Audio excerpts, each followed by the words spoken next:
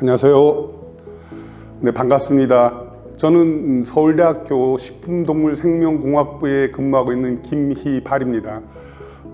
연구하는 분야는 생물정보학 분야고요. 연구실은 마이크로바이옴 연구실하고 그리고 생물정보학 연구실 두 개를 운영을 하고 있습니다. 그러니까 TV나 영상 매체를 통해서 가장 우리가 장내 마이크로바이옴에 대해서 이야기할 때 많이 얘기하는 것 중에 하나가 뚱보균이에요. 뚱보균.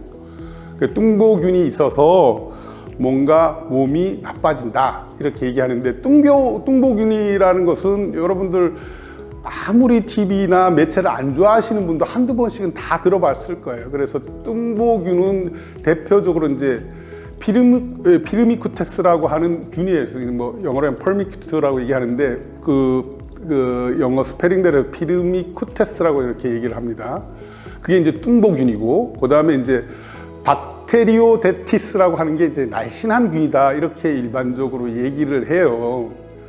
근데 이 뚱보균하고 날씬균이라는 이런 말들이 와서, 이 뚱보균이 많으면 살이 찌고 날씬균이 많으면 날씬해지고 이제 이런 이야기들을 뭐 종편이나 TV 건강 채널에서 많이 하는 걸 들어봤고요. 원래 이 이야기를 하시는 분은 워싱턴 대학교 의대의 제프리 고든이라고 하는 분이 2006년도에 이제 네이처의 표지 논문으로 논문을 내는데, 이 논문이 어떤 얘기를 하냐면, 무균쥐에게 뚱뚱한 쥐와 뚱뚱한 사람의 장내 마이크로바이옴을 이식했더니 얘가 뚱뚱한 쥐가 되는 거예요. 그리고 무균쥐라는 것은 이제 점프리라고 얘기해요. 무균쥐라는 것은 태어날 때부터 균이 없는 상태를 만들고 유지한 뒤를 실험쥐를 무균쥐라고 해요. 균이 없다, 무균. 그러니까 균이 하나도 없는 쥐에다가 마른 사람과 마른 그 쥐의 장내 마이크로브를 이식했더니 얘가 마른 쥐가 되는 거예요. 그래서 이게 그 과학계에서는 굉장한 센세이션을 일으켰던 논문입니다. 그래서 그 이후에 이런 것들이 이제 일반 대중들에게 많이 알려지면서 종편에서 그때 이제 그 현상들을 보고 이제 제프리 고든이라는 분이 봤더니, 뚱뚱한 사람은 피르미쿠테스라는 우리가 흔히 얘기하는 뚱보균, 원래는 뚱보균이라는 말을 우리가 과학계에서는 한 적은 없지만 피르미쿠테스라는 균들이 많아지고, 그 다음에 날씬균은 적은 그 상태를 가지고 종편이나 혹은 이제 뭐 건기식을 만드는 회사나 이런 회사에서 그걸 많이 이야기를 했습니다. 근데 최근엔 또 어떤 얘기가 나오냐 하면, 뚱보균은 없다라고 얘기를 합니다. 왜 그러냐 하면, 실제로 봤더니 피르미쿠테스라고 하는 것은 우리가 고등학교 생물 시간에 배우셨죠. 제가 좀 죄송하지만 이렇게 학술적인 분류체계를 보면 종, 속, 과, 목, 강, 문 이렇게 나는데, 그 위가 이제 개가 있는 거죠. 이제 종이라는 것은 우리가 이제 호모세피언스 하면 이제 호모세피언스가 종이 되는 거고요. 그다음에 앞에 있는 호모가 무슨 종속이 되는 거예요. 그래서 이렇게 계층 쪽으로 이렇게 분류를 하게 되는데요. 이 피르미쿠테스 박테리오데테스는 종속, 과묵, 강, 문에 속합니다. 이 얘기 무슨 얘기, 이거를 뭐 모르신다고 하더라도 이거는 엄청나게 큰 카테고리가 되는 거죠. 그러니까 피르미쿠테스는 다 나쁘냐? 이 피르미쿠테스 내에 여러분들이 생각하시는 락토바실러스가 이 안에 포함되는 거예요. 그러니까 이제 이러한 이유 때문에 최근에는 또 뚱보균이라고 얘기할 수 없다 이런 이야기도 이제 나오고 있습니다. 근데 이 두 가지 얘기가 다 틀리지 않다라고 저는 생각하고요. 그게 맞는 이야기인 것 같습니다.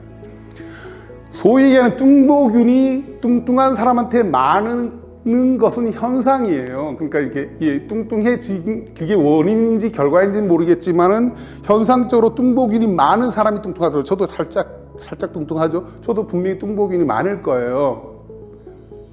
근데 그것이 원인인가에 대해서는 조금 물음을 가져봐야 됩니다. 원인인가에 대해서 물음을 가져봐야 되고, 왜냐하면 그 당시에는 제프리 고든이 있었을 당시에는 그 미생물들을 하나하나 찾아볼 수 있는 그런 방법들이 굉장히 적었고 그렇게 보지를 못했습니다. 지금은 그런 기술들이 발달이 되어 있는 거죠. 그래서 여러분들 종편에서 얘기하는 뚱보균은 있다, 혹은 어떤 사람들은 뭐 최근에 그런 것들이 연관성이 적어서 뚱보균이 없다, 이런 두 가지 얘기 다 동일한 얘기를 하고 있는 겁니다. 사실은 뭐냐 하면 장내 마이크로바이옴이 우리의 비만과 직접적으로 연관되어 있다는 것을 부정하는 사람은 아무도 없어요. 그 어떤 그룹도. 그거는 사실입니다. 그리고 또 한 가지 사실은 장내 마이크로바이옴의 다양성이 높아지면 우리가 들어온 물질들을 대사를 잘해서 훨씬 더 날씬해질 수 있다. 이것도 아무도 의심하지 않아요. 다양성이 늘어나는 게 좋은 겁니다. 그러니까 다양성이 줄어들면 뚱뚱해져요. 대표적으로 다양성이 줄어들게 되는 이유는 뭐냐 하면 여러분들이 패스트푸드를 먹거나 프로세스드 밑을 먹거나 그 가공육을 먹거나 패스트푸드 뭐 햄버거만 먹거나, 실제로 영국의 그 인간 장내 마이크로바이옴을 총괄하시는 분이 되게 웃기신 분인데, 그분은 자기 아들한테 강제로, 아들한테 이제 돈을 줬죠. 청소년 아들한테 열흘 동안 햄버거만 먹이고 장내 미생물도 검사하고 그랬던 적이 있어요. 다 무너집니다. 그러니까 어떤 것들이 들어가느냐에 이게 다 무너지는 거죠. 그러면 그 다양성이 정말 간단해집니다. 장내, 왜냐하면 들어오는 음식이라는 게 다 이렇게 프로세스가 되어 있는 상태로 들어오니까 그거를 섭취하는 그 미생물들은 좀 더 간단한 관계를 맺고 있는 몇 가지 안 되는 미생물들이 그걸 소화를 시킬 수 있는데, 걔네들이 보통 보면 좋지 않은 균들이에요. 좋지 않은 균들이고, 좋지 않은 균들이 생성되는 물질은 우리가 우리를 만드는, 소위 얘기하는 빌딩 블락이라고, 우리 몸을 만드는 하나의 단위, 그러니까 건물로 따지면 벽돌 같은 걸 만드는데, 그 벽돌들, 나쁜 벽돌을 만들면 뚱뚱해질 확률이 훨씬 더 많아지는 겁니다.